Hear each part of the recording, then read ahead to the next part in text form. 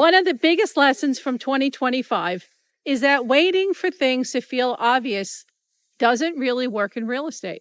It feels safe to wait, it feels logical, but in practice, a lot of people weighted themselves right into fewer options.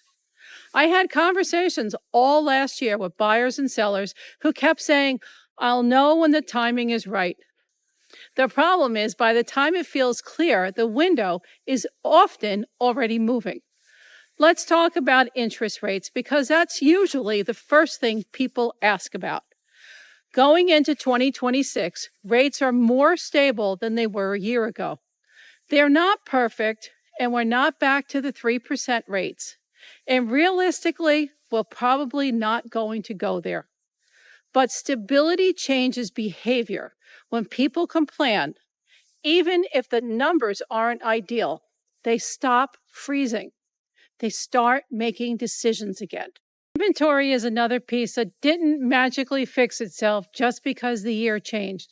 A lot of homeowners are still sitting on really low mortgage rates, and that's keeping the number of homes for sale lower. So while buyers may feel a little less pressure than they did a couple of years ago, good homes are still getting attention. In the right location, priced correctly, competition is very much a thing. A lot of people went into 2025 convinced prices were going to crash. What we actually saw was the market calming down. Fewer bidding wars, more realistic negotiations, buyers slowing down and being more selective. Prices didn't fall off a cliff.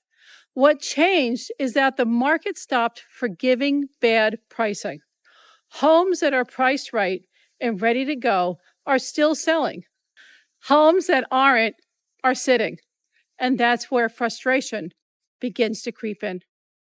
For buyers, early 2026 can feel more manageable.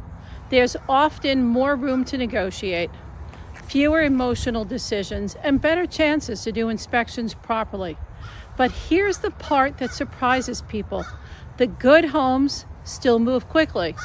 This isn't a buyer's market or a seller's market. It's a market for people who are prepared.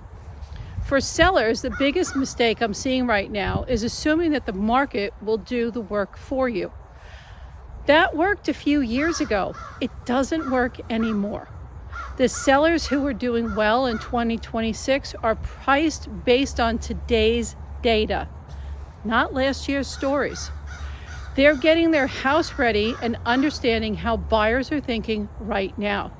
That's a big difference between waiting and having a plan. So if you're thinking about buying, selling, or even just trying to figure out what your timing is for later this year, the most important thing you can do is get clear. Not pressured, not rushed, just clear. And if you want to talk through what makes sense for your situation, Bob and I are always happy to have that conversation. And if you want more straightforward updates like this one as the year goes on, make sure to subscribe.